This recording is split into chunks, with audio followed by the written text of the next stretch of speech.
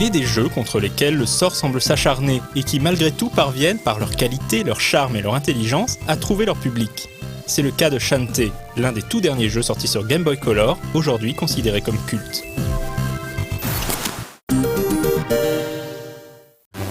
Le personnage de Shantae est créé par Erin Bell, alors étudiante à CalArts, au début des années 90.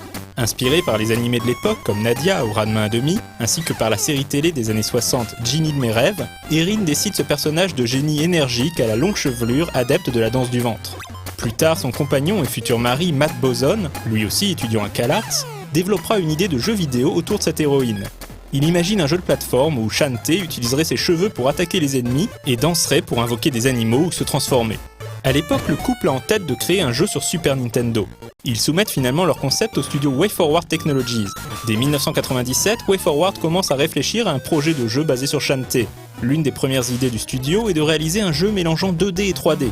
Mais le studio ne trouve pas d'éditeur, la plupart de leurs interlocuteurs considérant qu'un personnage féminin ne serait pas à même de séduire les gamers, un public alors majoritairement masculin. Après plusieurs faux départs, WayForward signe finalement avec Capcom au début des années 2000 et peut lancer la production de Shantae pour Game Boy Color. Malheureusement, le jeu sortira 1 an après la commercialisation du Game Boy Advance et passera quasi totalement inaperçu.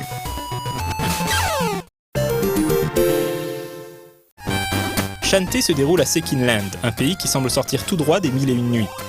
Chaque ville de Sekinland est protégée par un génie, et dans le cas du petit port de Scuttletown, ce génie n'est autre que Shantae. Sauf que Shantae n'est qu'une demi-génie, ce qui la complexe énormément. Qu'à cela ne tienne, lorsque la malfaisante pirate Risky Boots décide de se lancer à la conquête du monde à l'aide d'un mystérieux moteur à vapeur, Shantae décide qu'il est de son devoir de l'arrêter. Le gameplay de Shantae rappelle énormément celui de la série Wonder Boy, en particulier l'épisode The Dragon's Trap. Comme dans ce classique du jeu de plateforme 8 bits, Shantae évoluera au sein d'un monde ouvert et débloquera des danses lui permettant de se transformer en animal, chacun possédant des pouvoirs particuliers. Par exemple, la transformation en singe permet de sauter plus haut et d'effectuer des wall jumps, tandis que la forme d'éléphant peut charger pour détruire certains obstacles. Le jeu est découpé en donjons qu'il faudra conquérir, chacun se terminant par un boss souvent coriace. Mais même en dehors des donjons, Sekinland est un monde dangereux avec ses forêts, ses falaises, ses déserts, ses grottes et ses marécages toxiques, peuplés d'ennemis qui deviennent encore plus dangereux à la nuit tombée. Car oui, Shantae possède un cycle jour-nuit du plus bel effet. Lorsque Shantae atteint une ville, elle pourra visiter différents bâtiments, comme les bains qui lui permettent de régénérer sa santé, ou le magasin où elle pourra acheter potions et autres items utiles à sa survie.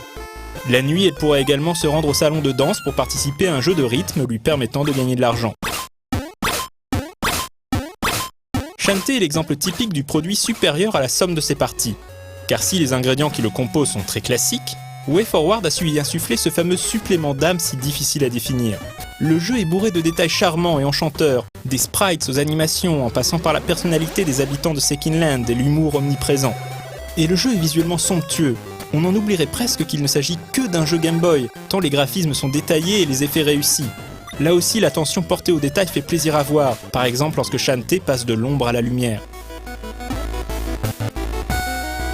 Et Shantae est également l'un des rares jeux à tirer parti du fait que le Game Boy Color peut afficher des couleurs. Par exemple, dans le donjon du golem, le gameplay repose sur les forces magnétiques, symbolisées par les couleurs rouge et bleu. Après être passé dans un faisceau de l'une ou l'autre couleur, Shantae attira les plateformes et ennemis de la couleur opposée et repoussera ceux de sa couleur. Impossible de proposer ce gameplay sur un écran monochrome. Enfin, il nous faut parler de l'excellente bande-son de Jack Kaufman, futur compositeur des musiques de Shovel Knight. Les thèmes qu'il a composés pour Shantae restent en tête longtemps après avoir éteint la console.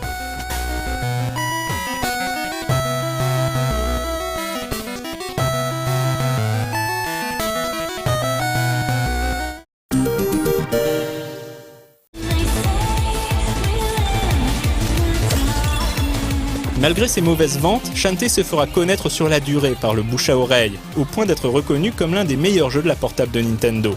Cela permettra à WayForward de mettre en chantier une suite en 2010, Risky's Revenge, puis une autre en 2014, Shantae and the Pirate's Curse. Toutes deux ont été critiquées sur No Life. Près de 15 ans après ses modestes débuts, le personnage créé par Erin et Matt Boson a fait son grand retour en septembre 2016 dans sa 4e et plus grande aventure, Shantae Half Genie Hero. Une héroïne qui décidément aura su nous enchanter.